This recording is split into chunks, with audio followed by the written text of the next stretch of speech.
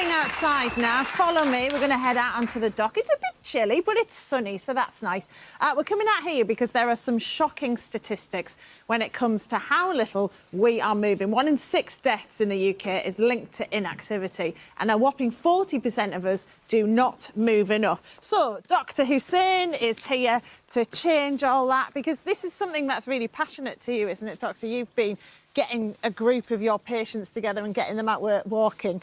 For sure, yeah. Walking, running, swimming. We have groups each week. And the reason I devote time to it is because it's so fundamental.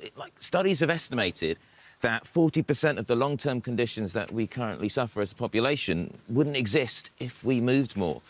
And it's difficult, isn't it? Because in our modern lives, movement is engineered out. Yeah. Whether it be the remote control, the cars, the robot mower, the electric whisk, any opportunity where we were moving just to live, it's not there anymore. It's interesting, though, isn't it, when you talk about moving, because if you think, oh, it's moving to make me healthier, then you're automatically thinking, oh, I've got to go to the gym, I've got to go for long runs.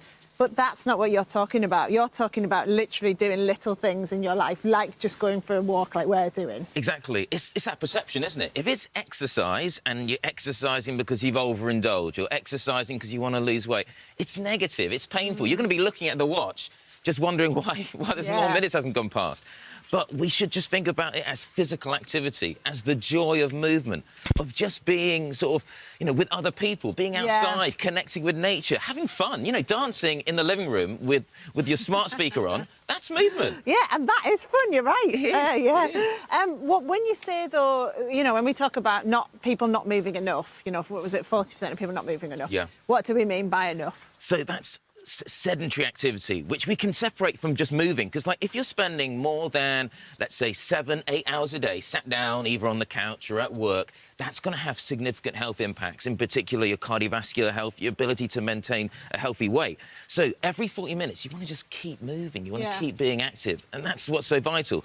The chief medical officer has got key guidelines. You want to try and do 150 minutes of activity like walking, swimming, dancing, whatever, and you want to try and get strength in, because strength's really important. 2 sessions a week. Yeah, you don't have to push a ball like that into the canal, though. Not at all. Although, if you want to do that, why not? Right, Doc, you stay there, because I'm going to go and meet some people who found walking's made a huge difference to them. One of them being John Harris. John, thank you. Should we go for a walk? I feel like that's what we're doing now. Yeah. You can grab that mic for me.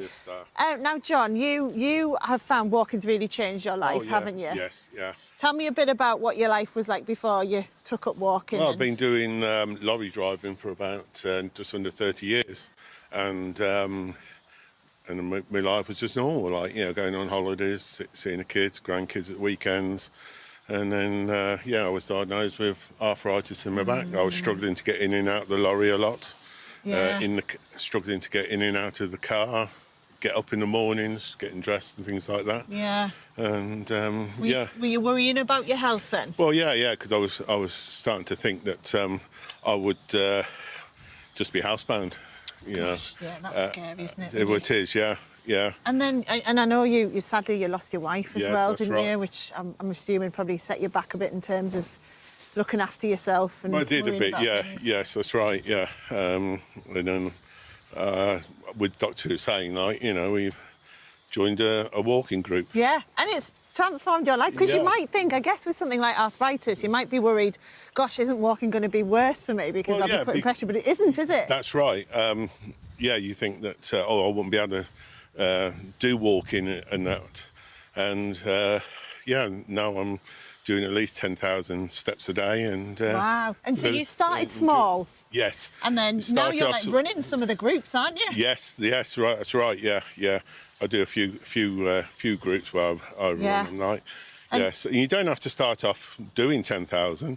You build up to that. I think I started off like 3,000 steps a day. Yeah. And built it up over the, 4 or 5 months up to 10,000. And tell me why you enjoy walking so much. Well, it clears your head for a start.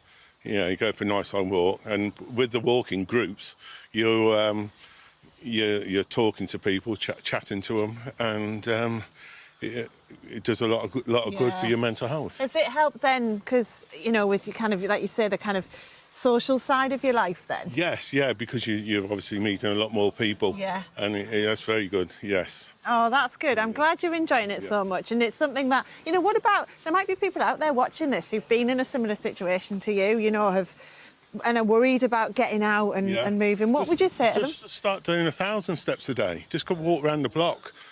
Just walk up to the end of the road, maybe, and back again. And just then start building up as you go along, like, you know. Yeah. You don't have to do it 10,000 in one day, like, you know, just build it up, like, you know. Really, really good advice. John, I'm going to let you grab a seat because I found someone else I'm going to go for a walk right with then. now. Thanks, Steph. You have a seat, enjoy yourself, enjoy the sun of Leeds. I like this. Hello, Phoebe. Hello, You all right? How are you? Good. This is Noodle, isn't it? This is Noodle. Do you come here often?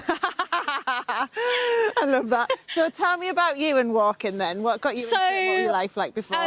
Back in 2020, I started experiencing cooling on my skull. Yeah. And I was misdiagnosed with shingles. And it was only until... I'm going to go the other side. If you feel I'm going to that's okay. There we are. Go on. It was only until I temporarily lost my eyesight and the use of my legs that I was rushed to... It was a great 2020, I have to tell you. Rushed to A&E, had an MRI brain scan and found a big shiny lesion on my brain. And I was told, you've got MS. And goodness. I've had better years. Yeah. So I was age 32. I was just building up my career, planning to start a family. And suddenly I felt like the whole floor had dropped before me. But you can either sit in the corner and cry, or when life throws you a curveball, you can pick up that ball and get a sausage dog called Noodle and throw the ball back. So that's what I did. And before I got Noodle, I didn't want to get dressed. I didn't wash. I was grieving for the life I thought I was going to have. Yeah, of course. And since Noodle, he's changed my life completely. Yeah. And I say he's my guardian angel in sausage dog form. Oh, and so tell me, so now because you've got Noodle, you're I guess, to be able, you're kind of forced to go out for a walk and then you realise you enjoyed it. I mean, sausage dogs don't let you get away with not taking them out. I know, it's like that. Yeah. But not only that, it took me out of my own head, meeting people on our walks. And even if I was having a really rubbish day, Noodle needs a walk. We've gone swimming in the sea in Noodle's shark wetsuit. Yeah. We've done things I would have never have done without walking. And You've gone swimming together? We've gone Just swimming. taking that in there. Yeah, Processing that, right, OK, yeah. cool. He sits on my shoulder like a parrot. Yeah. And yeah, we have good fun. But as part of this We Are Undefeatable campaign, we've been working with MS Society to encourage others with long-term conditions to get out. Yeah. And it's not about going to the gym and wants doing... to go to the pub now. You can tell he's mine, can't you? It's not about pumping iron in the gym. Yeah. It's about dancing in the kitchen or using a bowl of wine as a weight. Yeah. And that's the message we really want to get out there. Oh, right, I'm going to let you get Noodle a drink. And All right, we'll see you in the pub. Yeah. First round on me. Thanks very much, Phoebe. Cheers, Noodle. I'm going to grab Dr. Hussain. God, here you are again. I know, I have actually done a full circle, haven't I? I've only just realised this. You know, how do you get people moving more then, you know, and how can they incorporate into their day, do you think? Because we've heard some brilliant people there talking about how they've done it. Totally. And I think the key thing is you find a movement that you enjoy. Yeah. Not that someone else enjoys. You find something that you find, you know, you can get pleasure from. And I've got 4 key steps for you that I want you to try to think about. One is I want you to start small. Yeah. We're not looking to suddenly take on a marathon or do something crazy. Just go for something small. Look at what you've done in the last few months. Do 5–10% more. Yeah. 2, I want you to sit less. Every 40 minutes, put a reminder on your phone, and I want you to get up and just stretch your legs for a few minutes. 3, I want you to think about, well, how can you get a bit of strength into your activity? Doesn't mean going to the gym. It could be gardening. Yeah. It could be doing some dance class. It could be doing something that you put on the TV, OK?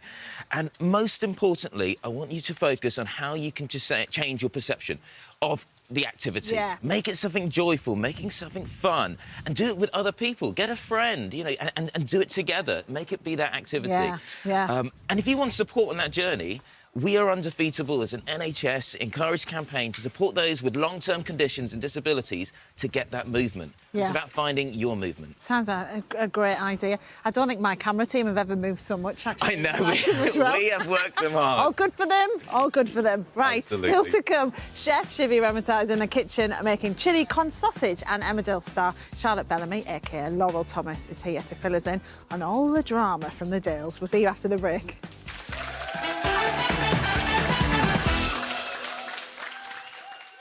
Now, you can understand why some people choose to work abroad. Better weather, maybe even more money. Well, for doctors, it's a big draw. In the last year, almost 5,000 doctors moved abroad to practice medicine. That's 5,000 medics who are no longer working for the NHS. It's countries such as New Zealand, Canada and Australia who are actively recruiting our doctors to fill the gaps in their own workforce. Now, the Department of Health says it costs in the region of £200,000 to train a doctor. So should there be a ban on doctors who've been trained in the UK being able to work abroad? Hussain, I've got to ask you about this, first of all, as our resident doctor. What do you think to this? I think it's a symptom of the times in the sense that the current work pressures and the conditions are pushing a lot of doctors to look elsewhere to get employment that they find fulfilling, that they find that doesn't impact their mental and physical health.